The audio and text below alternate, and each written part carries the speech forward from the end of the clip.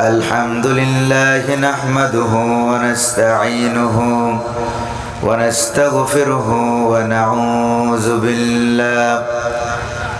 ونعوذ بالله من شرور أنفسنا ومن سيئات أعمالنا من يهد الله فلا مضل له ومن يضلل فلا هادي له ونشهد أن لا إله إلا الله وحده لا شريك له ونشهد أن سيدنا وحبيبنا ومولانا محمدا عبده ورسوله الذي أرسله بالحق بشيرا ونذيرا وداعيا إلى الله بإذنه وسراجا منيرا فقد قال الله تعالى في كلامه المجيد وفرقانه الحميد أعوذ بالله من الشيطان الرجيم بسم الله الرحمن الرحيم إن الله وملائكته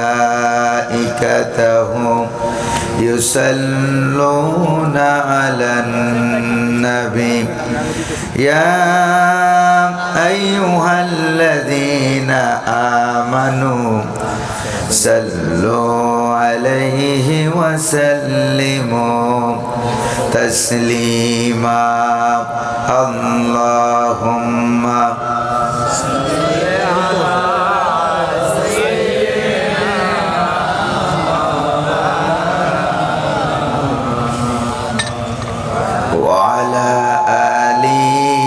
سيدنا مولانا محبতের সাথে প্রাণ খুলে সকলে পড়ুন আল্লাহুম্মা সাল্লি আলা সাইয়্যিদিনা ওয়া আলা আলি সাইয়্যিদিনা مولانا بلغ العلا بكماله كشف الدجى بجماله حسنت جميع صلوا عليه ये ना साक़ी हो तो फिर मैं भी न हो खुम भी न हो बज़्म तौहीद की दुनिया में न हो तुम भी न हो बलगल उला बिकमालिही हसनत जमीअ खिसालिही सल्लो अलैहि होना ये फुल तो बुलबुल का तरन्नुम भी न हो चमन दहर में कलियों का तबस्सुम भी न हो बलगल उला कशफत तुजा बिजमालिही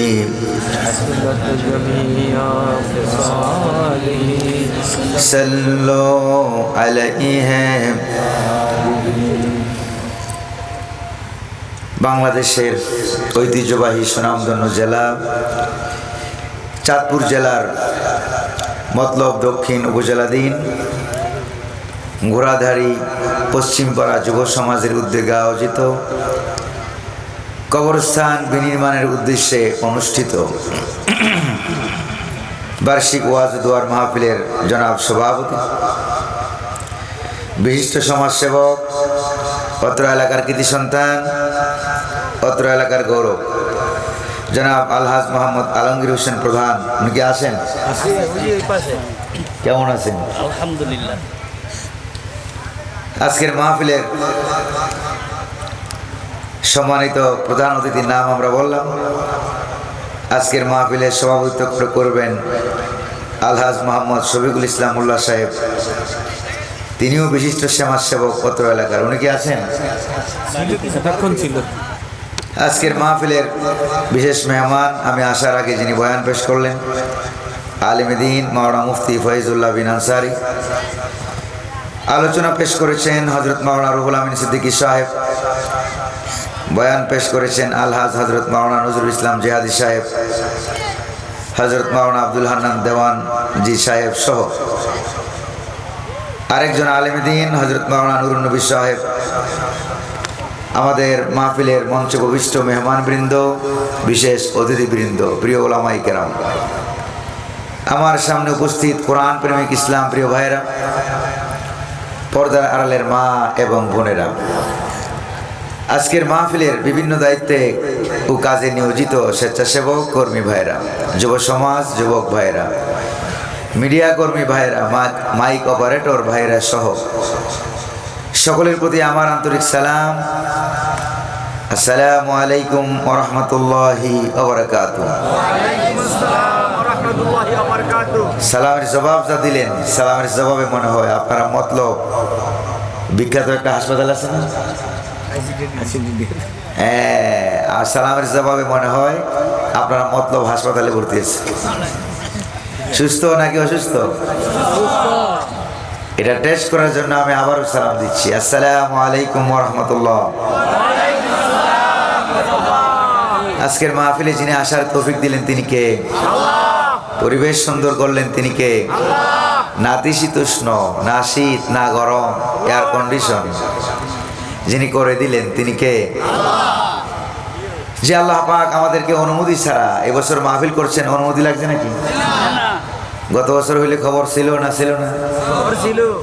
খবর ছিল, জোরে বলেন ঠিক না? বিনা অনুমতিতে যিনি মাহফিল করার তৌফিক দিলেন, সে আল্লাহ পাকের দরবারে আমরা নত শিরে শুকরিয়া জ্ঞাপন করছি। কায়মানু বাক্যে বীর বিক্রমে সিংহ গর্জনে পুরুষের মতো আওয়াজ করে আকাশ বাতাসকে মুখরিত করে আল্লাহ পাকের দেওয়া জবান দিয়ে তারই শেখানো ভাষায় শুকরিয়া জ্ঞাপন করছি। সকলে পড়ছি আলহামদুলিল্লাহ। রব্বানা লাকাল হামদ হামদান কাসীরান তাইয়িবান মুবারাকান ফি। শুকরিয়া আদায় করলাম কার? প্রশংসা করলাম কার? দুরূদ শরীফ পড়লাম কার? দুরূদ শরীফ আল্লাহ রাসূলের মুহাম্মদুর রাসূলুল্লাহ সাল্লাল্লাহু আলাইহি ওয়াসাল্লামের দরবারে আল্লাহ পাক আমাদের দুরূদ সালামকে সোনার মদিনার সবুজ গম্বুজের নিচে পৌঁছে দিন। আমরা বলি আমিন। আর জোরে বলি না আমিন? ইকুটা একটু কমাই দেন, ইকুটা। প্রিয় ভাইরা আমার, আজকের মাহফিলে আসতে পেরে আপনারা খুশি না বেজার? কম না বেশি?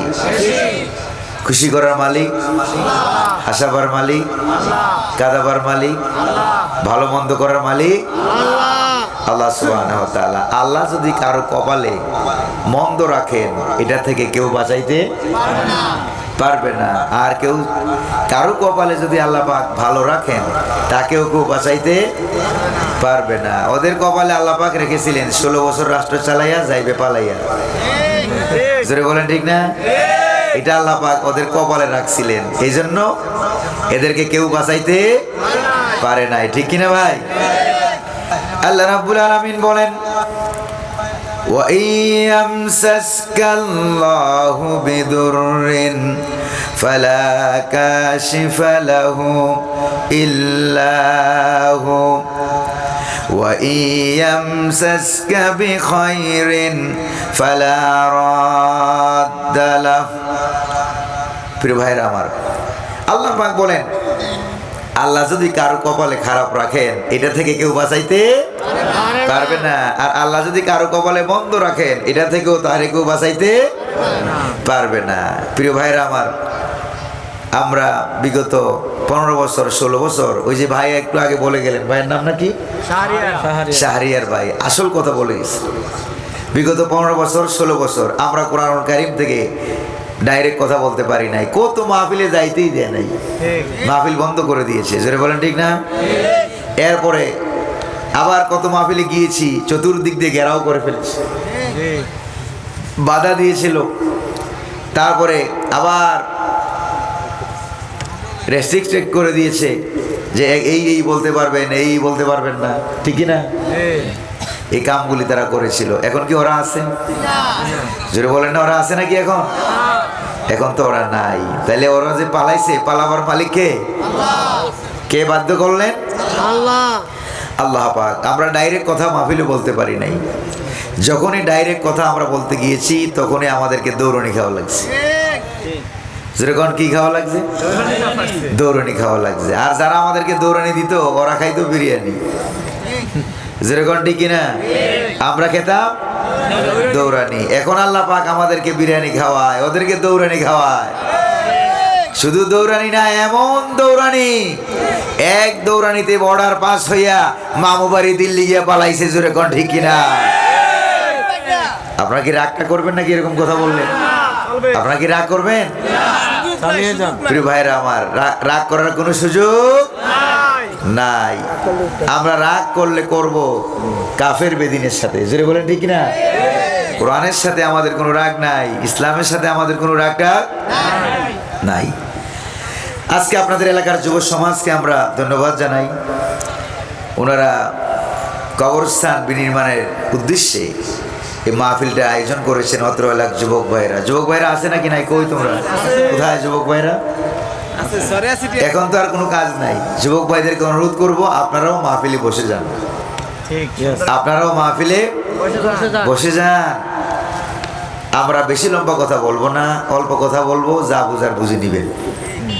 রাজি আছেন তো? ইনশাল্লাহ শুনতে রাজি আছেন? আজকে আমরা ডাইরেক্ট কথা বলবো। শুনতে রাজি আছেন কারা কারা? একটু হাত তুলে দেখান তো।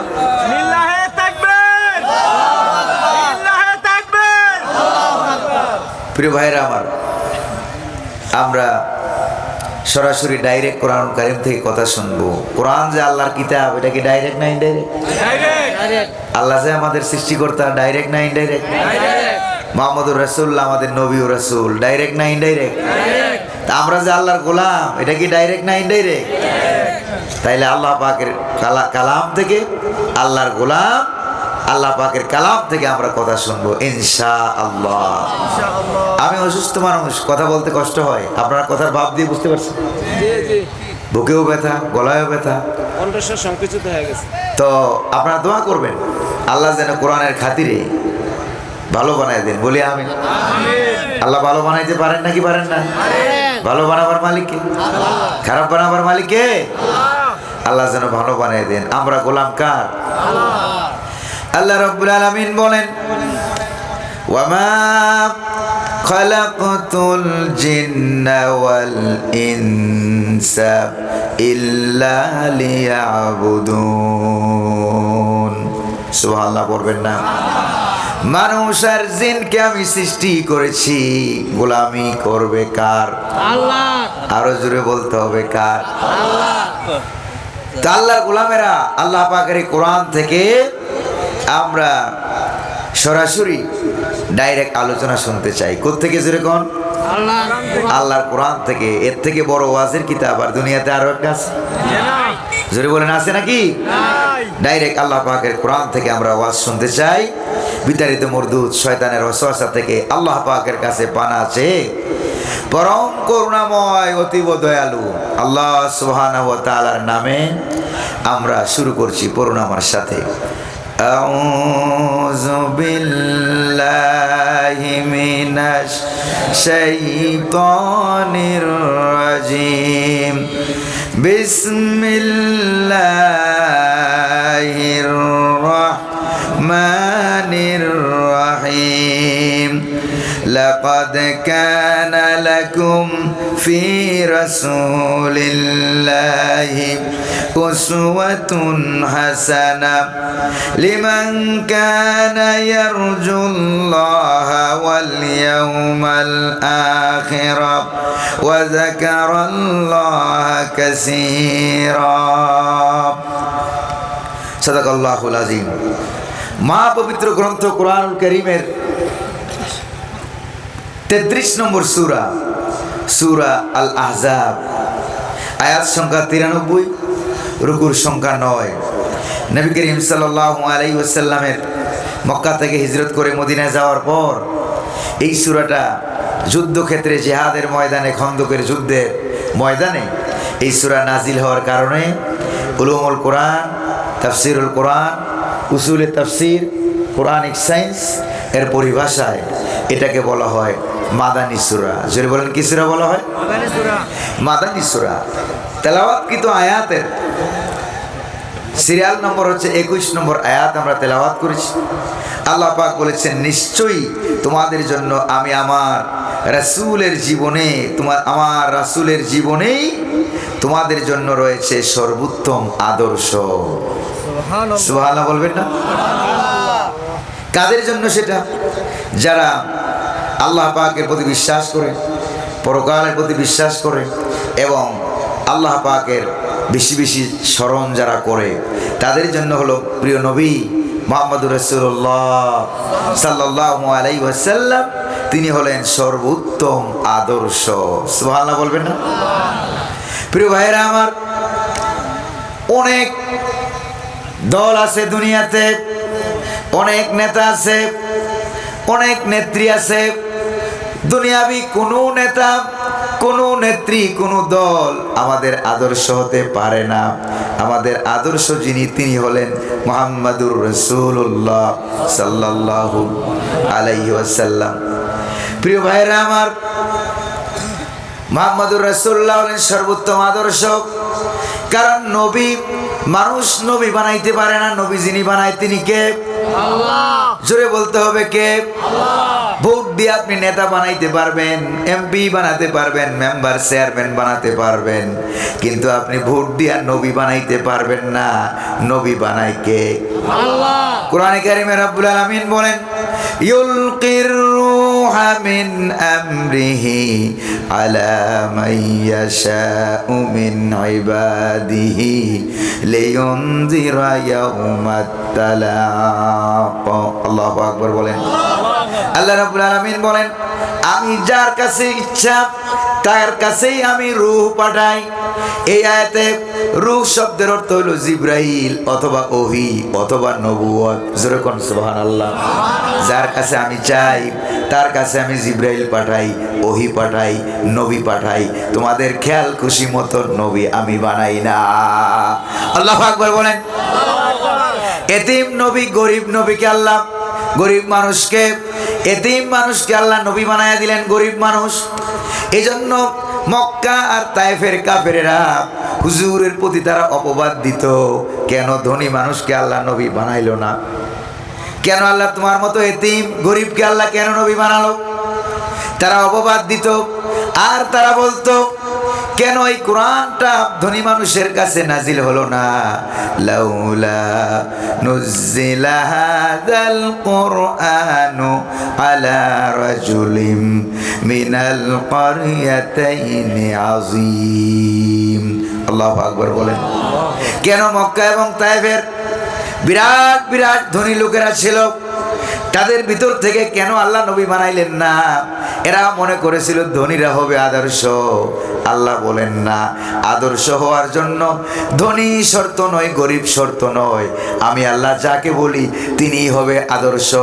তোমাদের দুনিয়াবি নেতা আমার নেতা, তোমার নেতা কাঁচামরিচ ধনিয়া পাতা, ওরা কোনো আদর্শ হইতে যেরকম না আদর্শ হইতে পারে। অমুক ভাইয়ের চরিত্র ফুলের মতো পবিত্র, নামাজ পড়ে না এক ওয়াক্ত, গাঞ্জা টানে 4 ওয়াক্ত। যেরকম ঠিক কিনা? ওরা কি আমাদের নেতা খেতা হইতে পারে? যেরকম জোরে বলেন, ওরা আমাদের নেতা হইতে পারে? আমাদের নেতার যিনি নির্বাচন করেছেন তিনি কে? আল্লাহ। আরো জোরে বলেন তিনি কে? আল্লাহ পাক নির্বাচন করেছেন আমাদের জন্য মুহাম্মদুর রাসূলুল্লাহ সাল্লাল্লাহু আলাইহি ওয়াসাল্লাম। সাহাবায়ে কেরামকে হুজুর প্রতি 10 জন সাহাবীকে গোটা মদিনা শহরের চতুর্দিক দিয়ে খাল খনন করা হবে, 10 হাত গভীর, 10 হাত চওড়া। কারণ একটা ঘোড়া লাফ দিয়ে 10 হাতের বেশি যাইতে পারে না, কাফের বেদিনরা যাতে আক্রমণ করতে না পারে। 10 হাত গভীর, 10 হাত চওড়া খন্দক খনন করা হলো। প্রতি 10 জন সাহাবীর ভাগে পড়ল 40 হাত লম্বা খাল। কয়জনের ভাগে পড়ল? 10 জনের ভাগে। বাংলাদেশের মতো ওইরকম নরম মাটি না, মরুভূমির ভিতরে বালি আর পাথর, বিরাট বড় বড় পাথর। আরব দেশে যারা গেছেন তারা দেখছেন এরকম পাথর আছে, একটা পাথরে একটা পাহাড়। আল্লাহু আকবার বলবেন না? একটা পাথর একটা পাহাড়, বিরাট বিরাট পাথরের পাহাড়। তারপরে মরুভূমির নিচে বিরাট বিরাট পাথর। এই পাথরগুলি খনন করতে হবে, কাটতে হবে। প্রিয় ভাইরা আমার, মধু খাওয়া, কদু খাওয়া, লাউ খাওয়া, মিষ্টি খাওয়া, আর মেসওয়াক করা, দাড়ি রাখা, পাগড়ি পরা, টুপি পরা, এই সুন্নত। আর 10 হাত গভীর গভীর, 10 হাত চওড়া, 10 জনের ভাগে বললো 40 হাত লম্বা রাস্তা খনন করা লাগবে। কঠিন কোনটা? জোরে বলেন না, খনন কাজ কঠিন নাকি কঠিন না? কঠিন। নবীজি খনন করা আরম্ভ করলেন, সাহাবায়ে কেরাম খনন করা আরম্ভ করলেন। খাবার নাই, দাবার নাই, পেটের মধ্যে পাথর বাঁধা, ঠিক কিনা? মুহাম্মদুর রাসূলুল্লাহর পেটের মধ্যে পাথর বাঁধা, সাহাবায়ে কেরামের পেটের মধ্যে পাথর বাঁধা, খাবার নাই, দাবার নাই। এরপরে কঠিন ভাবে তারা খনন কাজ চালিয়ে যাচ্ছে।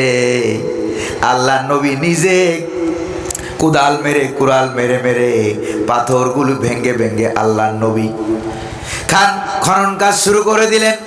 সাহাবায়ে কেরাম শুরু করে দিল। এই কঠিন মুহূর্তে আয়াত নাজিল হয়ে গেল, লাকাদ কানা লাকুম ফি রাসূলিল্লাহি উসওয়াতুন হাসানা।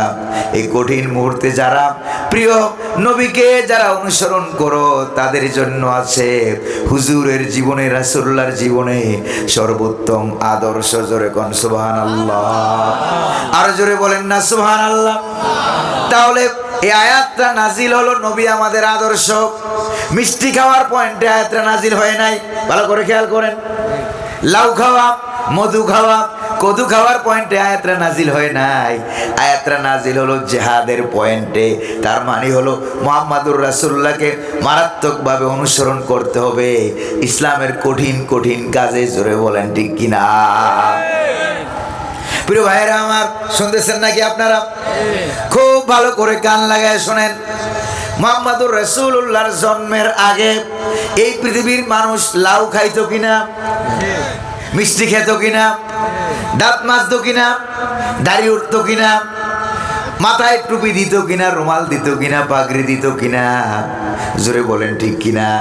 তাহলে বোঝা গেল যে যেই সুন্নতগুলো নবীর জন্মের আগেই দুনিয়াতে আছে, এগুলির জন্য কি নবী পাঠানোর দরকার আছে নাকি? জোরে কন্যা দরকার আছে? কারণ এগুলি তো আগের থেকেই আছে। নবীর জন্মের আগে যেগুলি আছে এগুলির জন্য নবী পাঠানো দরকার নাই। জোরে কোন ঠিক না ভাই? এবার তাহলে বোঝা গেল লাউ খাওয়া, মধু খাওয়া, কদু খাওয়া, মিষ্টি খাওয়া, এই সুন্নতগুলি তো নবীর জন্মের আগেই আছে। দাঁত মাজা, এগুলির জন্য নবী পাঠানোর কোনো দরকার নাই। নবী পাঠানো হলো আল্লাহ পাক কোন সুন্নত বাস্তবায়নের জন্য, যেই সুন্নতের দাওয়াত দেওয়ার সঙ্গে সঙ্গে গরিব মানুষের মাথা খারাপ হয় নাই। রিকশাওয়ালা, ঠেলাওয়ালা, কুলিওয়ালা, মজদুর, তাদের মাথা খারাপ হয় নাই। মাথা খারাপ হইল সবার আগে মিস্টার আবু জাহেলের। ওটা কি ভালো না খারাপ? যেরকম ভালো না খারাপ? ওর মাথা খারাপ হইলো কেন? কারণটা কি? ও তো প্রেসিডেন্ট। ওর মাথা খারাপ হওয়ার কারণটাই হলো এই মুহাম্মদুর রাসূলুল্লাহ এমন দাওয়াত নিয়ে আসছে যে দাওয়াত বাস্তবায়ন হলে কোরআন দিয়ে ব্যক্তি, পরিবার, সমাজ, অর্থনীতি, রাজনীতি, রান্নাঘর থেকে শুরু করে পার্লামেন্ট পর্যন্ত, সংসদ ভবন পর্যন্ত সব হবে কোরআন দিয়া। জোরে বলেন ঠিক কিনা ভাই? 1971 সালে আমরা রক্ত দিয়েছি। আমার বাবা 2টা গুলি খেয়েছেন, রক্ত দিয়েছেন। মামা শহীদ হয়েছেন, চাচা শহীদ হয়েছেন। মামার লাশ এখনো খুঁজে পাওয়া যায় নাই। প্রিয় ভাইরা আমার, এরপরে 2024 সালে ছাত্র সমাজের নেতৃত্বে আমরা আন্দোলন করে বাংলার জমিন থেকে স্বৈরাচারকে আমরা নিপাত করেছি। জোরে বলেন ঠিক কিনা? ঠিক কিনা ভাই? রক্ত দিয়েছে হাজার হাজার মানুষ। প্রয়োজনে আবার রক্ত দেব কোরআনের জন্য, প্রয়োজনে আবার রক্ত দেব, প্রয়োজনে বঙ্গোপসাগরের সব পানি লালে লাল হয়ে যাবে। তারপরেও বাংলার পার্লামেন্টে কোরআনুল কারীমকে নিয়ে ছাড়বো। রাজি আছেন নাকি না? কারা কারা রক্ত দিতে রাজি আছেন? দুহাত উঁচু করে স্লোগান দিয়া দেখান।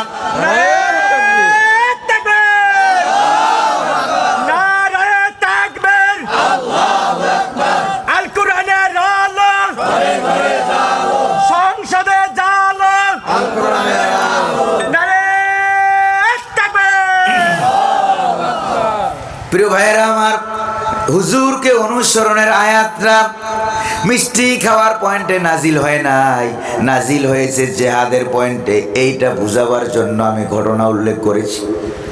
বুঝে আসছে কিনা আপনাদের? এটা গেল প্রথম আয়াত। আবার আরেকবার সাহাবায়ে কেরাম, আল্লাহর নবী মদিনা শরীফে হুজরার ভিতরে বসা, সাহাবায়ে কেরাম হুজরা শরীফ থেকে কিছুটা অনতি দূরে বসে বসে গল্প করতেছেন। একজন আরেকজনকে বলতেছেন এই পৃথিবীর শ্রেষ্ঠ আমল কোনটা, পৃথিবীর শ্রেষ্ঠ আমল কোনটা।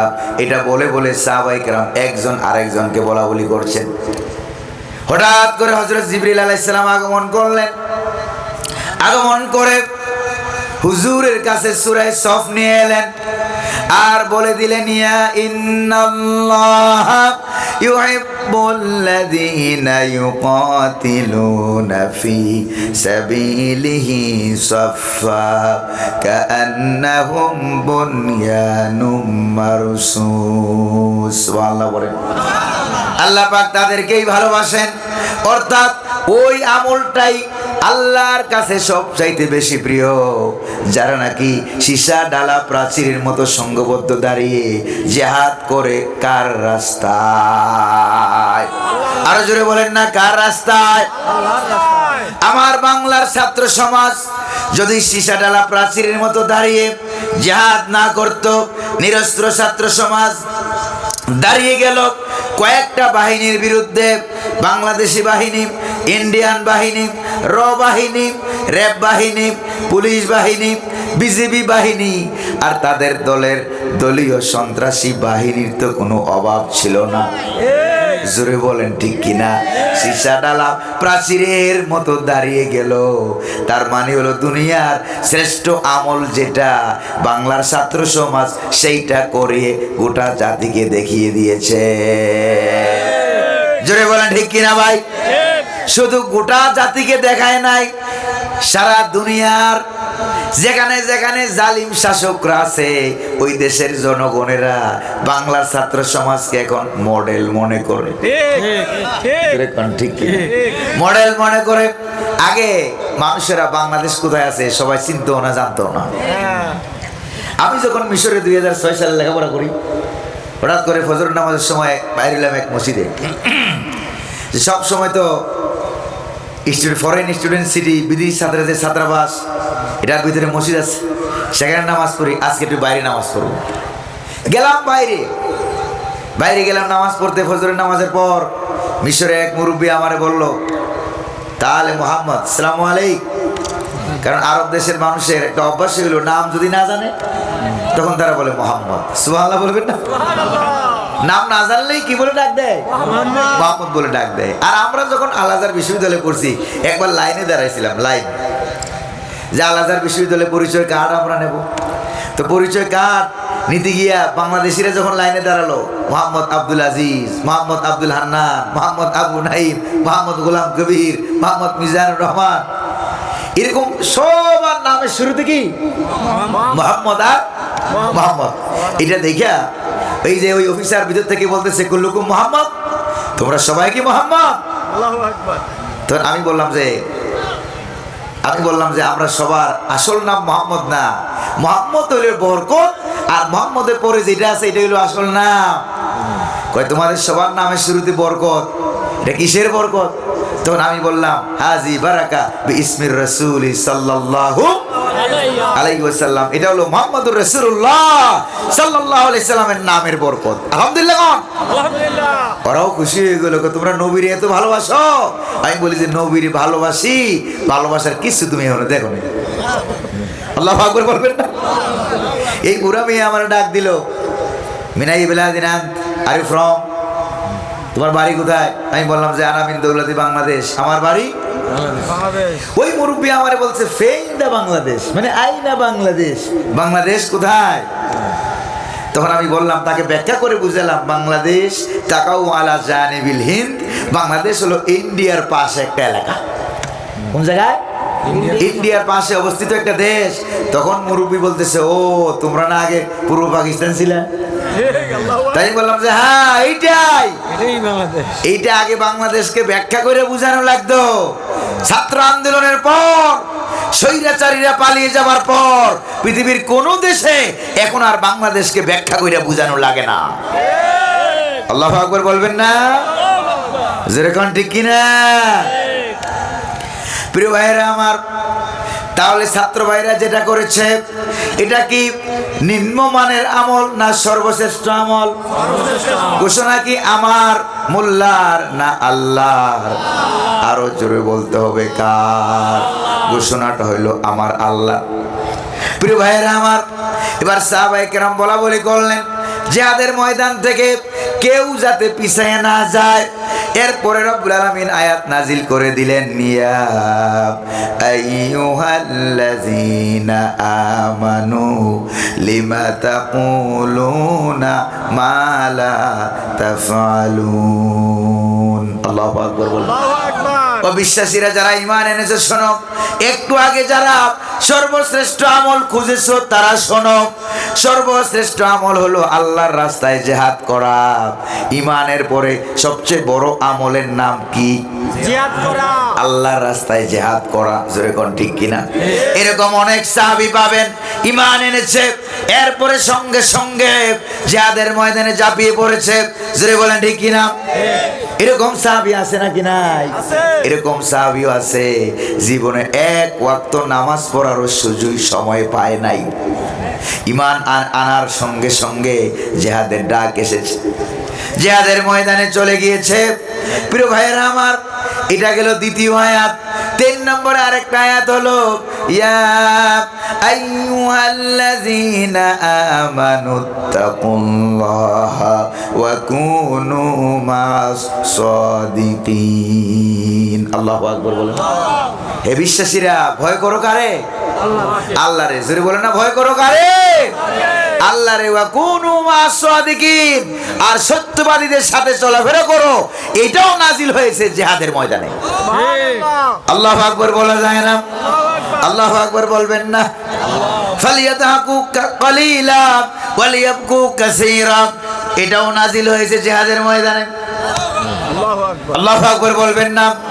তার মানে হলো সর্বক্ষেত্রে যিনি আমাদের আদর্শ, অন্যান্য ক্ষেত্রে আদর্শ মানতে কোনো অসুবিধা নাই। জিহাদের ময়দানটা কেন প্রয়োজন হয়েছে? এটা প্রয়োজন হয়েছে ইসলামের রাজনীতির কারণে। জোরে বলেন না, কিসের কারণে? ইসলামের রাজনীতির কারণে।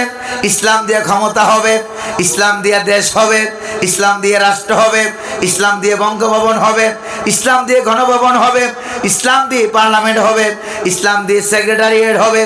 এই জন্যই তো জিহাদের প্রয়োজন, হরতাল মিছিল মিটিং কাটাকাটি মারামারি হানাহানির প্রয়োজন। জোরে জোরে বলেন ঠিক কিনা? তাহলে আপনাদেরকে বুঝতে হবে ইসলামের জিহাদটা হয়েছে কেন, কারণটা কি? এটা আমরা বুঝি না। জোরে বলেন ঠিক না ভাই? আরো জোরে বলেন ঠিক না? আমরা বদর, উহুদ, খন্দক, হুনাইনের গল্প, জিহাদের কাহিনী শুনে শুনে কাঁদতে রাজি, কিন্তু নবীজির অনুসরণ করতে রাজি না। যেরকম ঠিক না ভাই?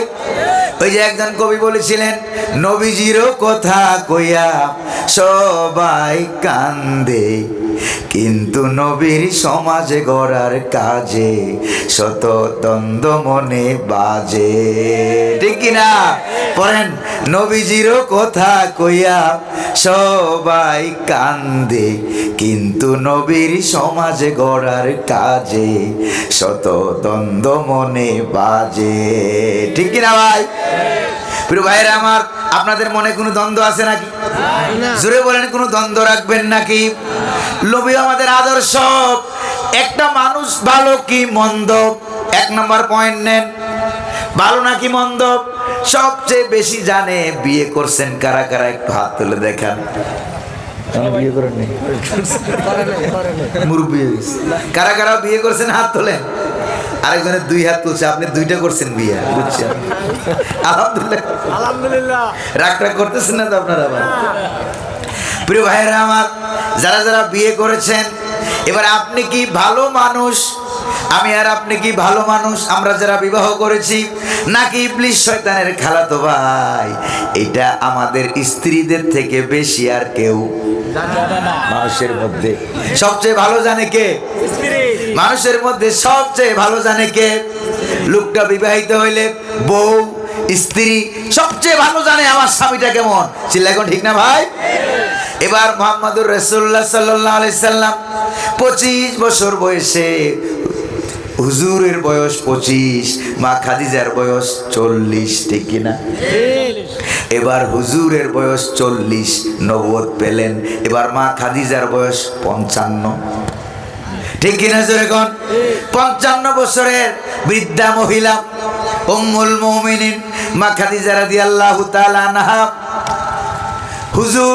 হুজুর যখন নবুয়ত পেলেন, পাওয়ার পর সবার আগে দাওয়াত দিলেন যাকে? ঘরে দাওয়াত দিলেন না বাইরে? জোরে বলেন না কোন জায়গায়? এবার আয়েশা শেয়ার করলেন, খাদিজারে শোনো, এই ব্যাপার, এই ব্যাপার। আমার কাছে এরকম ফেরেশতা ছিল, এরপরে আমাকে জড়িয়ে ধরেছে, আমাকে নবুয়ত দিয়ে গিয়েছে।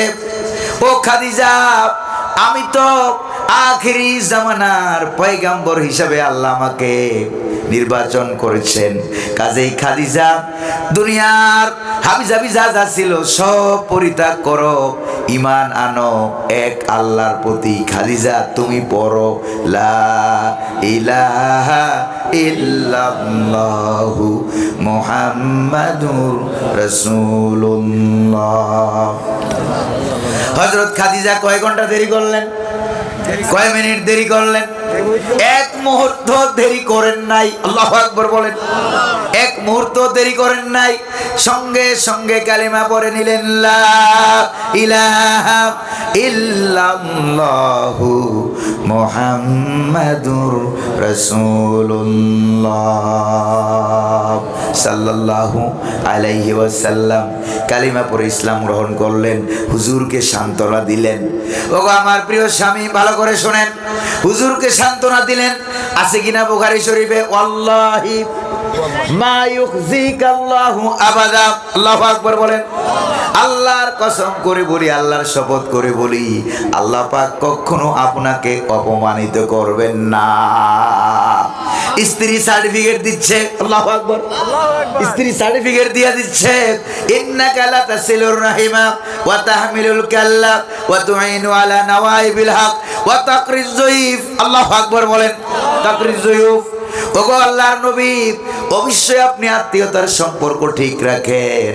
যার কিছু নাই তাকে আপনি বহন করেন, খাবার দাবারের থাকার ব্যবস্থা করেন। সুবহানাল্লাহ। সমাজে ভালো ভালো কাজে আপনি নেতৃত্ব দান করেন। ওয়া তুইনু আলা নাওয়াইবিল হক। সমাজের ভালো ভালো কাজে আপনি নেতৃত্ব দান করেন। ওয়া তাকরিব দুয়ুফ, এবং আপনি মেহমানদারি করেন। এত ভালো ভালো গুণ যার ভিতরে আছে, আল্লাহ তাকে কখনো অপমানিত করবেন না। আর আমার বিবাহকালীন এই সংসারের ভিতরে 15 বছরের দাম্পত্য জীবনে আপনার কাছে আমি যে আচরণ পেয়েছি, যে ব্যবহার পেয়েছি, আল্লাহর কসম করে বলি এই আচরণ, এই ব্যবহার কোনো সাধারণ মানুষের হতে পারে না। আল্লাহু আকবার বলেন। এই আচরণ কোনো সাধারণ মানুষের হতে পারে না। আপনি যে আল্লাহর নবী এতে কোনো সন্দেহ নাই। স্ত্রী সার্টিফিকেট দিয়ে দিল।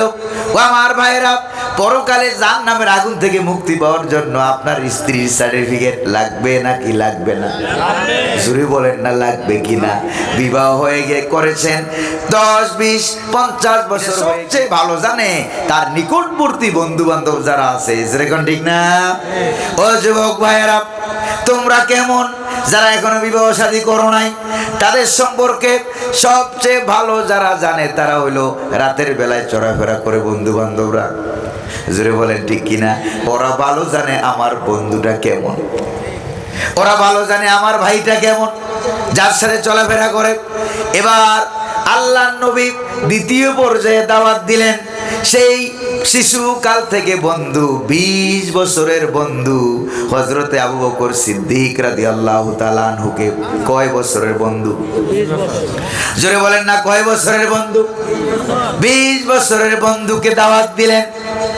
হযরত আবু বকর সিদ্দিক রাদিয়াল্লাহু তাআলা আনহু কালেমার দাওয়াত পাইয়া সঙ্গে সঙ্গে কালিমা পড়লেন আর বললেন যে ইয়া রাসূলুল্লাহ সাল্লাল্লাহু আলাইহি ওয়াসাল্লাম, 20 বছরের বন্ধুত্বের জীবনে আপনার কাছ থেকে যে আচার আচরণ ব্যবহার পেয়েছি, আল্লাহর কসম এটা কোনো সাধারণ মানুষের হতে পারে না।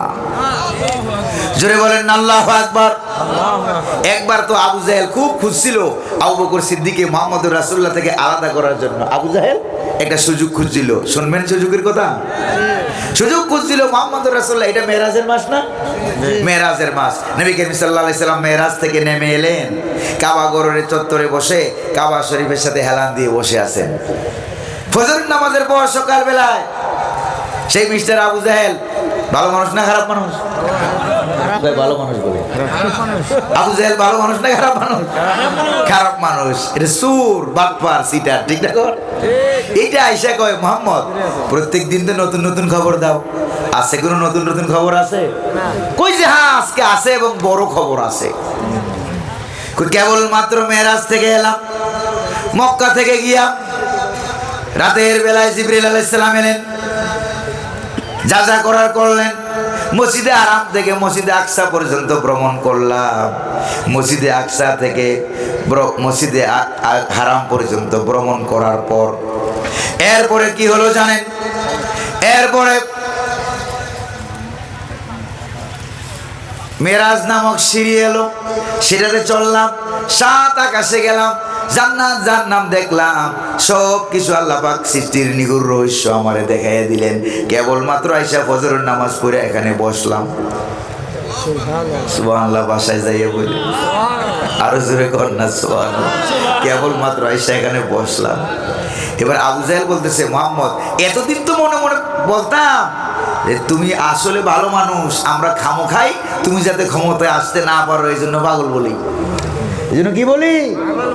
নবীজির বিরুদ্ধে যত অপবাদ দিয়েছে কাফের বেদিনেরা, সব অপবাদের গুরু আসল কারণ আবু জাহেল। কে? আবু জাহেল। আর আসল কারণ হলো মুহাম্মদুর রাসূলুল্লাহ যাতে প্রেসিডেন্ট হইতে না পারে, এই জন্য কতক্ষণ পাগল, কতক্ষণ জাদুঘর, কতক্ষণ কবি, কতক্ষণ সাহিত্যিক, যেরকম ঠিক কিনা?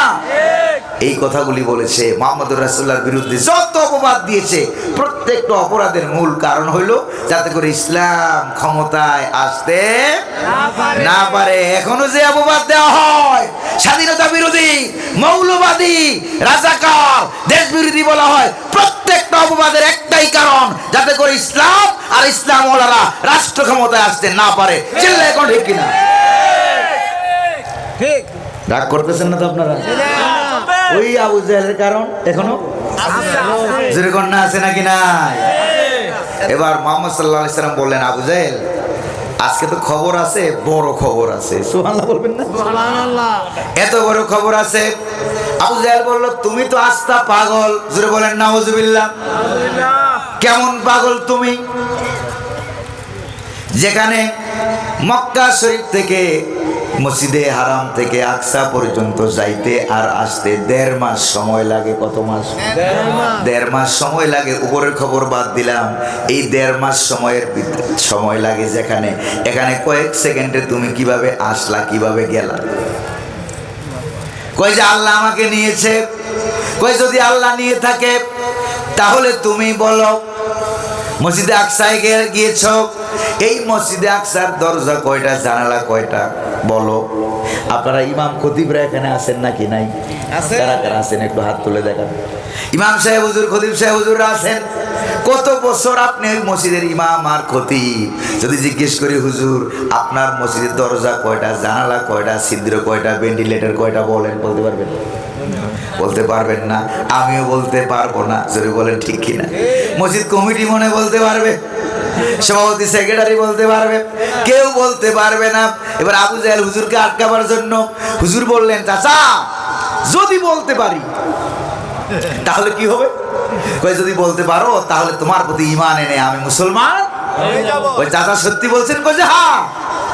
রব্বুল আলামিন জিবরাইলকে পাঠাইয়া দিলেন, জিবরাইল তাড়াতাড়ি করে যাও, মসজিদে আকসাটাকে তোমার হাতের তালুর উপরে ধরে আমার হাবিবের সামনে উপস্থাপন করো। আল্লাহর নবী কাবার হাতিমে দাঁড়িয়ে আছেন। নবীজি বলেন ফাকুমতু আলাল হাজার, আমি কাবার হাতিমে দাঁড়িয়ে গেলাম। এরপরে হযরতে জিবরাইল আমার সামনে মসজিদে আকসাকে উপস্থাপন করলেন। ওইটা দেখে দেখে আমি গুনে গুনে বলে দিলাম কয়টা দরজা, কয়টা জানালা। আল্লাহু আকবার। নবী যখন বলে দিলেন, এবার আবু জাহেল বলে সর্বনাশ, আকসার মধ্যেও জাদু লাগাই দিছে। নাউজুবিল্লাহ কবেন না? দেখছেন কারবার? কত বড় সিটার, যেরকম ঠিক না? কত বড় সিটার সে আবু জাহেল। এবার আবু জাহেল বলতেছে, মুহাম্মদ তুমি যে এই কাম এই যে মেরাজের রাত্রিতে এই সব দেখে আসছো, এই কথাটা আমি কি তোমার যে বাল্য বন্ধু আবু বকরের কাছে বলতে পারবো? কই যে সারা দুনিয়া বলে বেড়াও, আমার কোনো অসুবিধা নেই। আবু জাহেল মনে মনে ভাবলো ইট ইজ হাই টাইম, এটাই আসল সময় আবু বকরকে বিভ্রান্ত করার জন্য। আবু জাহেল দৌড়ে চলে গেল, গিয়ে বলো আবু বকর শুনছো? কই যে কি? কই তোমরা যারে নবী মানো সে নাকি কয়েক সেকেন্ডে মসজিদে হারাম থেকে আকসা, এরপরে 7 আকাশ, এরপরে আরশে আজিম, সিদরাতুল মুনতাহা, জান্নাত জাহান্নাম সব দেখে নাকি চলে আসছে। নবীজির এই খবর আবু জাহেল যখন পৌঁছে দিল, হযরত আবু বকর বলেন, আবু জাহেল রে, শুনতেছেন নাকি আপনারা? আবু জাহেল রে, এই ঘটনা তুমি যেরকম আমার কাছে বলেছো আমার প্রিয় নবী হুবহু ওই রকম বলেছে কিনা আমারে বলো। কই যে হ্যাঁ, আমি একটা অক্ষর এদিক সেদিক বাড়াইয়া বলছি না, মুহাম্মাদুর রাসূলুল্লাহ ঠিক এইরকম বলেছেন। হযরত সিদ্দিক আকবর রাদিয়াল্লাহু তাআলা এটা শুনে বললেন, শোনো রে আবু জাহেল, যদি তুমি যেরকম বলেছো আমার প্রিয় রাসূল যদি ওই রকম বলে থাকে তাহলে তার মেরাজ হয়েছে, কোনো সন্দেহ নাই। ওয়া ইন্নামা নুসাদ্দিকুহু, হাদিসের পরের লাইন দেখেন, ওয়া ইন্নামা নুসাদ্দিকুহু লিমা হুয়া আবাদু মিনহু নুসাদ্দিকুহু ফি খবরিস সামা। আমরা আবু বকর, আমরা প্রিয় নবীজিকে শুধু এই খবর না, আসমান থেকে তিনি আমাদেরকে খবর দেন, এর থেকে মারাত্মক খবরগুলো আমরা বিশ্বাস করি। এতদিন হযরতে জিবরাইল থেকে শুনে শুনে বলতেন, এটা বিশ্বাস করতাম, আর আজকে সরাসরি দেখে এসে বলেছেন, এটা তো আগেরটার তুলনায় বিশ্বাস করা অনেক সহজ। আল্লাহু আকবার বলবেন না? শুনে শুনে বিশ্বাস করা কঠিন না দেখে দেখে বিশ্বাস করা কঠিন? কঠিন কোনটা? জোরে বলেন না, কঠিন কোনটা? শুনে শুনে বিশ্বাস করা কঠিন, দেখলে তো চাক্ষুষ দেখে এলো। আল্লাহু আকবার বলেন। এবার হযরত আবু বকরের কাছে আবু জাহেল স্থান পায় নাই, যেরকম পাইছে। আবু বকর বলে দিল, এতদিন শুনে শুনে বলতেন এটাই বিশ্বাস করতাম, কঠিনটাই বিশ্বাস করতাম, আর আজকে দেখে এসে বলতেছেন এটা তো বিশ্বাস করা আরো সহজ। আল্লাহু আকবার বলবেন। প্রিয় ভাইরা আমার, আবু বকর সিদ্দিক দৌড়ে চলে গেলেন। শোনার পর যাই দেখে কাবা শরীফের সামনে হুজুর বসা। ইয়া রাসূলুল্লাহ, ইয়া হাবিবাল্লাহ, এরকম ঘটনা শুনলাম, আপনার মেরাজ হয়েছে। নবীজি বললেন, আবু বকর তুমি এটা শোনার পরে কি বলেছো? কই যে ইয়া রাসূলুল্লাহ, আমি আবু জাহেলকে বলেছি তুমি যা বলেছো আমার নবী হুবহু তা বলছে কিনা? কই যা, আমার নবী যদি হুবহু তা বলে থাকে তাহলে হুজুরের মেরাজ হয়েছে, এতে কোনো সন্দেহ নাই। নবীজি ডাক দিয়ে বলেন, আবু বকর এতদিন ছিলা তুমি শুধু খালি আবু বকর, আজ থেকে তুমি শুধু আবু বকর না, আজ থেকে তুমি সিদ্দিক। আল্লাহু আকবার বলেন। আজ থেকে তুমি কি?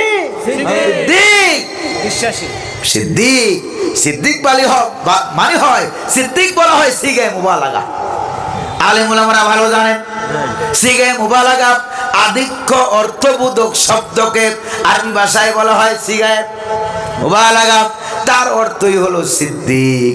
সিদ্দিক মানে হলো মহা বিশ্বাসী। জোরে কোন সুবহানাল্লাহ। তুমি তো শুধু বিশ্বাসী না, মহা বিশ্বাসী। আল্লাহু আকবার বলেন। প্রিয় ভাইরা আমার, তাহলে 2 নম্বরে লোকটা ভালো কি মন্দ এটা যে যারা জানে, 1 নম্বরে গেল স্ত্রী, 2 নম্বরে গেল কে? বন্ধু বান্ধব। জোরে বলেন ঠিক না? 2 নম্বরে গেল বন্ধু বান্ধব। সামনে আগাবো নাকি? 3 নম্বরে বলবো। 3 নম্বরে হলো অধীনস্থ কর্মচারী যারা আছে। হুজুর প্রধান বক্তা, হুজুরের ড্রাইভারকে জিজ্ঞেস করেন হুজুর কেমন? হুজুরে বলেন ঠিক কিনা?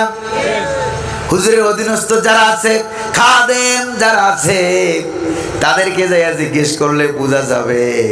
এবার বাড়ির দারোয়ানকে জিজ্ঞেস করলে বলতে পারবে বাড়িওয়ালার চরিত্র কেমন। জোরে জোরে বলেন ঠিক কিনা? এবার আমি ঢাকা শহরে মাহফিল করতে গিয়ে বলছিলাম কার কার বাড়ি আছে হাত তোলেন। অনেক লোক হাত তুললো বাড়িওয়ালা, কারো 4 তলা 5 তলা 6 তলা 10 তলা 12 তলা। এবার বললাম হাত নামান।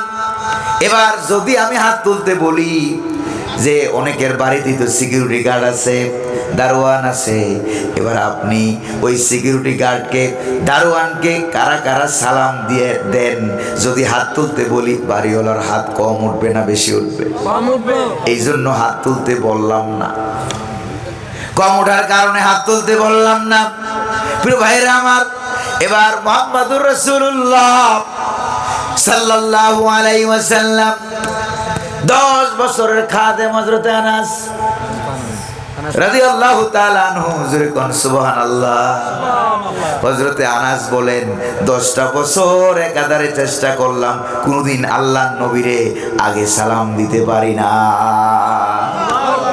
কেমন চরিত্র ছিল তার! আল্লাহু আকবার বলেন। 10 বছরের ভিতরে হযরত আনাস বলেন কখনো আমি নবীজিকে বলতে শুনি নাই। 7 বছর যখন আমার বয়স, তখন আল্লাহর নবী মদিনায় হিজরত করে গেলেন। আমার বাবা আমার হাতে হাত ধরে এসে বলল, আসসালামু আলাইকা ইয়া রাসূলুল্লাহ, ইন্না হাযা ইবনে আনাস। হুজুর এটা আমার ছেলে, নাম হলো আনাস। আনাস শব্দের অর্থ হইল মিশুক মানুষ। সুবহানাল্লাহ, বন্ধু মানুষ, মিশুক, তাকে আনাস বলা হয়। প্রিয় ভাইরা আমার, এরপরে বললেন হুজুর এটা আমার ছেলে আনাস, বয়স মাত্র কত বছর? 7 বছর। ইয়াখদিমুকা ইয়া রাসূলুল্লাহ, যদি আপনি অনুমতি দেন আপনার খেদমতে এই বাচ্চা শিশুটাকে দিয়ে গেলাম। 7 বছরের বাচ্চা বুঝে কি করতে হবে? প্রিয় ভাইরা আমার, 7 বছরের বাচ্চাকে পানি আনতে বললে তো চা আনার কথা। প্রিয় ভাইরা, 7 বছরের বাচ্চা কতটুকু বুঝে? এবার আল্লাহ নবী দুনিয়া থেকে বিদায় হয়ে চলে যাচ্ছেন। এবার 7 বছরের বাচ্চার আরো 10 বছর যোগ করেন, বয়স 17। বয়স কত? 17। এই 17 বছর বয়সে হযরতে আনাস বলেন 10 বছর হুজুরের খেদমত করলাম, আল্লাহ নবী কোনোদিন আমারে বলে নাই ওরে আনাস লিমা লাম তাফআল কাযা ওয়া লিমা ফাআলতা যালিক, ও আনাস এই কাজটা কেন করেছো, এইটা কেন করো নাই, এমন কথা কোনোদিন আল্লাহ নবী আমারে বলে না। আল্লাহ নবীর 11 জন স্ত্রী ছিল।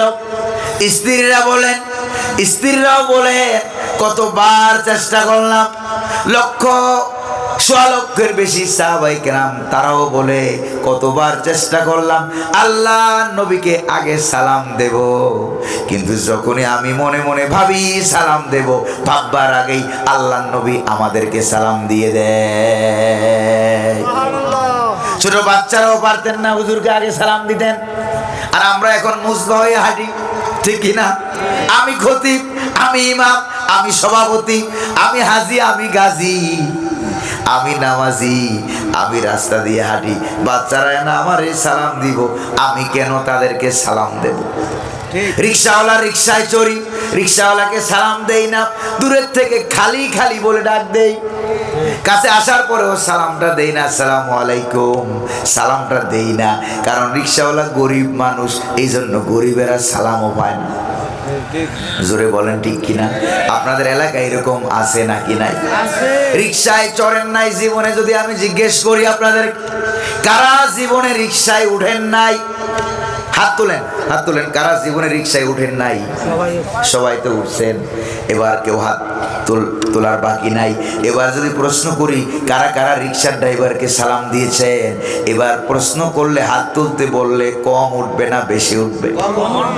কম উঠবে, এই জন্য হাত তুলতে বললাম না। প্রিয় ভাইরা আমার, বাসে উঠলেন ড্রাইভারকে সালাম দেন না, হেল্পারকেও সালাম দিলেন না, রিক্সার ড্রাইভারকেও সালাম দিলেন না, এরপরে সিকিউরিটি গার্ডকেও সালাম দিলেন না, নিজের গাড়ির ড্রাইভারকেও সালাম দিলেন না। অথচ আল্লাহ নবীর জীবনীতে দেখেন কেউ আগে আল্লাহ নবীকে সালাম দিতে পারে না। এবার রাস্তা দিয়ে হাঁটে যাচ্ছে আল্লাহ নবী, ছোট ছোট বাচ্চারা খেলাধুলা করতেছে, আগেই কোন সুবহানাল্লাহ। আপনাদের কষ্ট হইতেছে, আমি বুঝতেছি কষ্ট হচ্ছে আপনাদের। ছোট ছোট বাচ্চারা খেলাধুলা করতেছে, আল্লাহ নবী দূরের থেকেই ছোট বাচ্চাদেরকে দেখে মুস্কি মুস্কি হাসতেন আর সালামটা মেরে দিতেন। সুবহানাল্লাহ। গল্প বলি শোনো প্রিয় নবীজির, শ্রেষ্ঠ মানুষ যিনি এই ধরনীর, ঠিক কিনা? গল্প বলি শোনো প্রিয় নবীজির, শ্রেষ্ঠ মানুষ যিনি এই ধরনীর। ছোটদের দেখে তিনি মিষ্টি হেসে সালাম দিতেন আগে ভালোবেসে, ঠিক কিনা? ছোটদের দেখে তিনি মিষ্টি হেসে সালাম দিতেন আগে ভালোবেসে, চোখ দুটো ছিল তার শান্তির নীর, শ্রেষ্ঠ মানুষ যিনি এই ধরনীর। সুবহানাল্লাহ বলবেন, আর জোরে কন্যা সুবহানাল্লাহ। বাচ্চাদেরকে দেখে আগে সালাম, এরপরে মুসাফা, এরপরে মাথায় হাত বুলাইতেন। ওই বাচ্চা যখন বাড়িতে চলে যেতেন, যাওয়ার সঙ্গে সঙ্গে বাচ্চার মাথার সুঘ্রাণ হুজুরের হাত মুবারক লাগার কারণে ওই সুঘ্রাণটা দেখা বাচ্চার ঘরের ভিতরে যারা আছে তারা বলতো যে আজকে অবশ্যই দিনের নবী মুস্তফা আমার বাচ্চার মাথায় হাত বুলিয়ে গেছে। আল্লাহু আকবার বলেন। প্রিয় ভাইরা আমার, খাদেমরা জানে। এবার হযরত আনাস হুজুরের খেদমত করে, দেখেন কত আদর কত যত্ন হুজুরের জন্য। তিরমিজি শরীফের একটা হাদিস শুনে কষ্ট হইতেছে মনে আপনাদের। প্রিয় ভাইরা আমার, হযরতে আনাসের বয়স, হুজুর যখন ইন্তেকাল করবেন হযরত আনাসের বয়স তখন 17। বয়স কত? 7 বছরে এলেন, 10 বছর খেদমত করলেন, হুজুর ইন্তেকাল করবেন, হযরত আনাসের বয়স কত? জোরে কন্যা কত? 17 বছর বয়স। হুজুর ইন্তেকাল করবেন, হযরতে আনাস কানতে কানতে পাগলের মতো হয়ে গেছে। কতক্ষণ হুজুরের কাছে যায়, আবার একটু দূরে যায়, আবার হুজুরের কাছে আসে, এসে বলে ইয়া রাসূলুল্লাহ, ইয়া হাবিবাল্লাহ, 10টা বছর আমি আপনার খেদমত করলাম, আপনি দুনিয়া থেকে বিদায় হয়ে যাওয়ার সময় হয়ে গেল, আপনি দুনিয়া থেকে চলে যাবেন। আমি 10 বছর আপনাকে দুনিয়াতেই পেয়েছি, আমি পরকালে আপনাকে হারাতে চাই না, পরকালে আমি আপনাকে কোন জায়গায় পাবো এটা বলে আপনি যাবেন। দেখেন কত মায়া খাদেম মানুষ, জোরে ঘর ঠিক কিনা? আরে ঘর কোন একটা পদের দায়িত্ব পায়, একটা মাদ্রাসার প্রিন্সিপাল হয়, স্কুলের প্রিন্সিপাল হয়, বড় একটা দায়িত্ব পায়। দায়িত্ব পাওয়ার পরেই দেখে কিভাবে অধীনস্থ কর্মচারী যারা আছে তাদেরকে কেমনে 12টা বাজানো যায়। জোরে বলেন ঠিক কি না? প্রিয় ভাইরা আমার, আর আল্লাহ নবীর অধীনস্থ যারা ছিলেন, দেখেন হযরতে আনাস কেঁদে কেঁদে বলছেন, ইয়া রাসূলুল্লাহ, ইয়া হাবিবাল্লাহ, 10টা বছর আপনাকে দুনিয়াতে পেলাম, কিন্তু পরক আপনি দুনিয়া থেকে বিদায় হয়ে যাচ্ছেন। বিদায় হওয়ার আগে আপনি আমাকে বলে যাবেন, পরকালে হাসরের ময়দান, বিরাট বড় ময়দান, ওই ময়দানে আমি আপনাকে কোন কোন জায়গায় পাবো। ইয়া রাসূলুল্লাহ, না হয় আমার শান্তি লাগবে না। আল্লাহ নবী বলেন, শোনো রে আনাস, শুনতেছেন আপনারা? শোনো রে আনাস, হাসরের ময়দানে লক্ষ লক্ষ পয়গাম্বর, কোটি কোটি উম্মতের ভিতরে কোন জায়গায় তুমি আমারে ভাবা, তুমি আমাকে পেয়ে যাবা মিজানের পাল্লার কাছে, তাজিদুনি ইনদাল মিজান। সুবহানাল্লাহ, আলহামদুলিল্লাহ। তুমি আমাকে মিজানের পাল্লার কাছে পেয়ে যাবা। কেন আপনাকে মিজানের পাল্লার কাছে পাবো? কই যে আমার উম্মতের আমল যখন ওজন দেওয়া হবে, গুনার পাল্লা ভারী হবে, জাহান্নামের ফয়সালা হয়ে যাবে, আমি নবী ওই মিজানের পাল্লার কাছে দাঁড়িয়ে দাঁড়িয়ে আমি আমার গুনাহগার উম্মতের জন্য সুপারিশ করে করে জান্নাতে নেওয়ার ব্যবস্থা করে দেব। এবার হযরতে আনাসের মন মানে না, কারণ হাসরের ময়দান তো বিরাট ময়দান। দ্বিতীয়বার ডাক দিয়ে বলে, ইয়া রাসূলুল্লাহ, ইয়া হাবিবাল্লাহ, ফাইল্লাম আজিদ ইনদাল মিজান ফাইনা আজিদুকা ইয়া রাসূলুল্লাহ। ওগো আল্লাহর নবী, হাসরের ময়দানে ঘুরতে ঘুরতে, খুঁজতে খুঁজতে আমি যদি আপনাকে মিজানের পাল্লার কাছে না পাই, তাহলে আমি আপনাকে কোন জায়গায় পাবো? তাহলে আমি আপনাকে কোন জায়গায় পাবো? হযরতে আনাসের বুক ফেটে যাচ্ছে, হুজুর কোন জায়গায় পাবো? আল্লাহর নবী বলেন, রে আনাস শোনো, যদি তুমি আমাকে মিজানের পাল্লার কাছে খুঁজে খুঁজে না পাও, তাজিদুনি ইনদাস সিরাত, তাহলে পুল সিরাতের গোড়ায় তুমি আমারে পেয়ে যাবা। আল্লাহু আকবার। এরপরে হযরতে আনাসের মন তাও মানে না, কারণ হাসরের ময়দান তো শুধুমাত্র মিজানের পাল্লা নয়, শুধুমাত্র সিরাত ফুল সিরাতের জায়গা নয়। ওগো আল্লাহর নবী, যদি আমি আপনাকে খুঁজে খুঁজে ওই মিজানের পাল্লার কাছে না পাই, খুঁজে খুঁজে ফুল সিরাতের গোড়ায় যদি আমি আপনারে না পাই, ফাইনা আজিদুকা ইয়া রাসূলুল্লাহ। ওগো আল্লাহর নবী, এরপরে আমি আপনাকে কোথায় পাবো বলেন? এরপরে আমি আপনাকে কোথায় পাবো বলেন?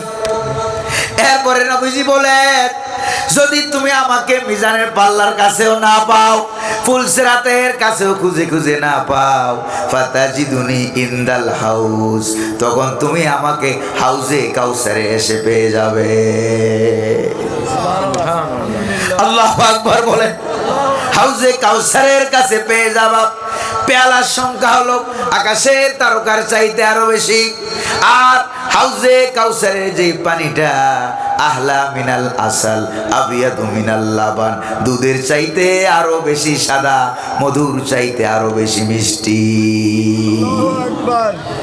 তখন তুমি আমাকে এখানে পেয়ে যাবা। হাসরের ময়দানে 50,000 বছর দাঁড়িয়ে থেকে থেকে আমার উম্মতেরা যখন হয়রান হয়ে যাবে, পিপাসায় যখন কাতর হয়ে যাবে, তখন আমি আল্লাহর নবী হাউজে কাউসারের পেয়ালা নিয়া নিয়া আমার পিপাসিত উম্মতের পানি পান করাইয়া কলিজা ঠান্ডা বানাইয়া দেব। এবার আল্লাহর নবী ডাক দিয়ে বলেন, শোনো আনাস, হাসরের ময়দানে এই 3 জায়গা ছাড়া অন্য কোথাও আমারে খুঁজে খুঁজে তুমি পাবা না। আল্লাহু আকবার বলেন। কতক্ষণ মিজানে, কতক্ষণ ফুলসিরাতে, কতক্ষণ হাউজে কাউসারে, এই 3 জায়গার ভিতরেই আমারে খুঁজে খুঁজে পেয়ে যাবা। এটা হলো হাসরের বিচার কায়েম করার পর আর এর আগে নবীজিকে কোথায় পাওয়া যাবে? এরপরে এর আগে আল্লাহর নবী মাকামে মাহমুদের সিজদায় পড়ে থাকবেন। লক্ষ লক্ষ পয়গাম্বর হয়রান হয়ে যাবে। সবাই দৌড়ে দৌড়ে আদম আলাইহিস সালামের কাছে যাবে, গিয়ে বলবে ইয়া আবাল বাশার, আছে কিনা বুখারীতে? আছে। ইয়া আবাল বাশার, আপনি তো মানব জাতির আদি পিতা, আপনি আমাদেরকে সুপারিশ করেন। আর দাঁড়িয়ে থাকতে ভালো লাগে না, এটাকে বলা হয় শাফাআতে কুবরা। এর নাম কি? শাফাআতে কুবরা, সবচাইতে বড় সুপারিশ বলা হয়। এরপরে আদম আলাইহিস সালাম বলবে যে আমি পারবো না, তিনি একটা কারণ দেখাবেন। এরপরে যাবেন নূহ আলাইহিস সালামের কাছে, তিনিও পারবেন না, কারণ দেখাবেন। এরপরে যাবে মুসা আলাইহিস সালামের কাছে, ইব্রাহিম আলাইহিস সালামের কাছে, তিনিও পারবেন না, কারণ দেখাবেন। মুসা আলাইহিস সালামের কাছে যাবে, ঈসা আলাইহিস সালামের কাছে যখন যাবে, মুসা আলাইহিস সালামও পারবেন না। হযরত ঈসা আলাইহিস সালাম বলবেন হাসরবাসীরা চতুর্দিকে ঘুরে ঘাড়ে কোনো লাভ নাই, আজকের এই সুপারিশের কাজ যিনি করতে পারবেন তোমাদেরকে সাজেশন দিয়ে দেই, জায়গা মতে যাও। আল্লাহু আকবার। তোমাদেরকে সাজেশন দিয়ে দেই, জায়গা মতে যাও। আজকের এই সুপারিশের কাজ যিনি করতে পারবেন, আল্লাহর নবী, আখিরি জামানার পয়গাম্বর নবী মুহাম্মদুর রাসূলুল্লাহ সাল্লাল্লাহু আলাইহি ওয়াসাল্লাম, তিনি ছাড়া আজকে কেউ সুপারিশের কাম করতে পারবে না।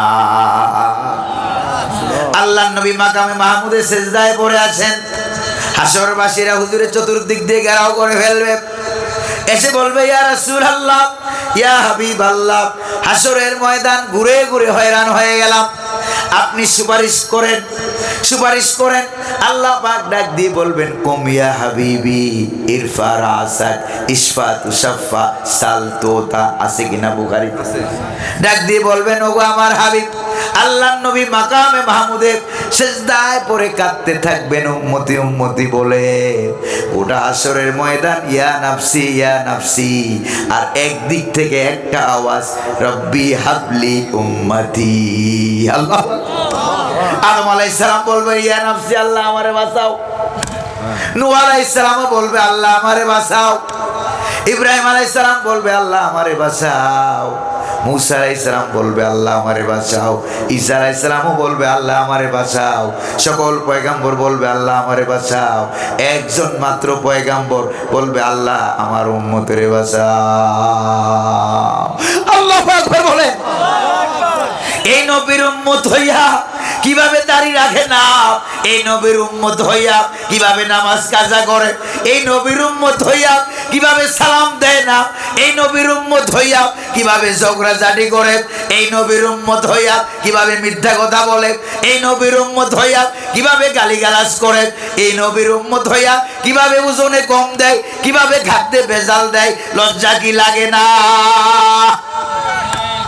ও আমার মতলব দক্ষিণের মুসলমান ভাইরা, গোড়াদারি এলাকার যুবক ভাইরা, এই নবীর উম্মত হইয়া কেমনে নামাজ ছাড়বে? হাসরের ময়দানে নবীর সামনে কেমনে মুখ দেখাবা? আজ থেকে আর এক ওয়াক্ত নামাজও ছাড়বো না, হাত তুলে দেখা। আল্লাহ কবুল করুন বলে আমিন। আরো জোরে বলি না আমিন। হাসরবাসীদের কথা চতুর্দিকে ঘেরাও করে দাঁড়িয়ে থাকবে। আল্লাহ পাক বলবেন ও আমার হাবিব, সিজদা থেকে আপনি মাথা উঠান, সিজদা থেকে আপনি মাথা উঠান, সিজদা থেকে মাথা উঠাবেন। ইসফাত তুশাফফাত, যা সুপারিশ করেন তাই গ্রহণ করা হবে। আর সালতুতা, আপনি যা চাইবেন আমি তাই দিয়ে দেব। এবার আল্লাহর নবী সিজদা থেকে উঠে বলবেন ও হাসরবাসীরা চলো, আজকের এই সুপারিশের দায়িত্ব আমার, চলো আল্লাহর কাছে বলি। 50,000 বছর পর আল্লাহ রাব্বুল আলামিনের নবী রাব্বুল আলামিনের কাছে বলবেন ইয়া রাসূলুল্লাহ ইয়া হাবিবাল্লাহ, আপনি ইয়া আল্লাহ তাআলা, হাবিব যখন বলবেন আয় আল্লাহ তাআলা, দয়া করে মেহেরবানি করে আজকে সুপারিশের কাজ আপনি শুরু করেন। এবার আল্লাহ রাব্বুল আলামিন হুজুরের সুপারিশ পাওয়ার পর হাসরের ময়দানের বিচার কার্য শুরু করবে। বিচার কার্য শুরু হওয়ার আগ পর্যন্ত আল্লাহর নবী থাকবেন মাকামে মাহমুদে সিজদায়। বিচার কার্য শেষ শুরু হয়ে যাবে, কখনো মিজানের পাল্লার কাছে, আবার কখনো ফুলসিরাতের কাছে, আবার কখনো হাউজে কাউসারের কাছে। জোরে কোন সুবহানাল্লাহ। তাহলে সাহাবায়ে কেরাম হুজুরের খেদমত করেছেন, কি বড় খাদেম ছিলেন। আল্লাহ নবী ইন্তেকালের সময় দুইটা কথা বললেন, জোরে বলেন কয়টা? দুইটা কথা বললেন। এক নম্বর হলো আসসালাত, আসসালাত, নামাজ, নামাজ, আমার উম্মতেরা নামাজ ছাড়িও না। আরেকটা বললেন ওয়ামা মালাকাত আইমানুকুম, তোমাদের অধীনস্থ কর্মচারী খাদেম শ্রমিক যারা আছে তাদের বেলায় আল্লাহরে ভয় করিও। আল্লাহু আকবার বলবেন না? প্রিয় ভাইরা আমার, লক্ষ লক্ষ টাকা দান করে ফেলে, এরকম লোক আছে নাকি নাই? লক্ষ কোটি টাকা দান করে ফেলে, কিন্তু কি কামটা করে জানেন? শ্রমিক মানুষ আসছে সারাদিন কাম করাইয়া, সে বলছে ভাই আমার 500 টাকা দিলে হবে, কয় যে 100 টাকা কম নেও। আছে নাকি নাই? জোরে বলেন না, আছে নাকি নাই? আবার এই হাজী সাহেব লোকটাই কিন্তু 50,000 টাকা, লক্ষ টাকা দান করে। ওখানে দান করার চাইতে তাকে যদি 100 টাকা বেশি বাড়াইয়া দিতেন, সব বেশি হইতো না কম হইতো? জোরে বলেন না, সব বেশি হইতো না কম হইতো? আজ থেকে ওয়াদা করেন কোন শ্রমিককে টাকা কম দিবেন না। আজ থেকে ওয়াদা করেন কোন রিকশাওয়ালাকে ভাড়া কম দিবেন না। রাজি আছেন নাকি নাই? রাজি আছেন নাকি নাই?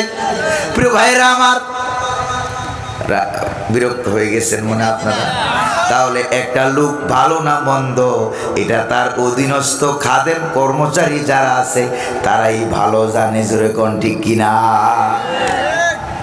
এবার দুনিয়ার কত হুজুর আছে বর্তমানে, আছে নাকি নাই?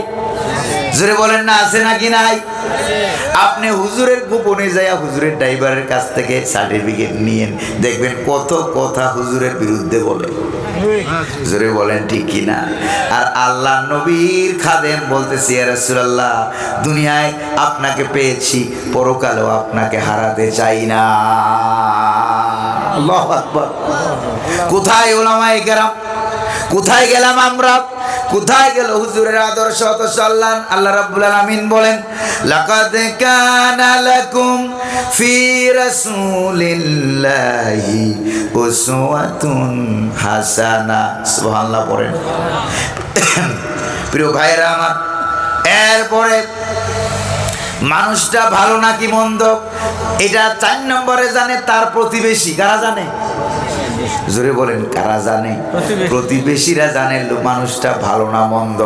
কানি কানি জমি জামা নিয়া ধাক্কা ধাক্কি নাই, শুধুমাত্র ধাক্কা ধাক্কি হইলো 1 ইঞ্চি জায়গা নিয়া। ওরে কোন ঠিক কিনা? আপনাদের এলাকায় বোধহয় ধাক্কা ধাক্কি নাই বোধ হয়? জোরে কোন না, আছে নাকি নাই? প্রিয় ভাইরা আমার, আল্লাহ নবীর প্রতিবেশী যারা ছিল তাদের সাথে আল্লাহ নবীর কোন জমি জামা নিয়ে ধাক্কা ধাক্কি আছে? জোরে বলেন না, ধাক্কা ধাক্কি আছে নাকি? কোনো ধাক্কা ধাক্কি নাই। সীমানা নিয়ে কোনো ধাক্কা ধাক্কি নাই, কোনো কিলাকিলি নাই, মারামারি নাই। প্রিয় ভাইরা আমার, আল্লাহ নবীর সাথে আবু জাহেলের ধাক্কা ধাক্কি ছিল শুধু কোরআন নিয়ে, দিন নিয়ে, ইসলাম নিয়ে। জোরে কোন ঠিক কিনা? মারামারি হবে তো হবে, যুদ্ধ জিহাদ হবে তো হবে, দিন ইসলামের কারণে হবে, অন্য কোনো কারণে হবে না। জোরে কোন ঠিক কিনা?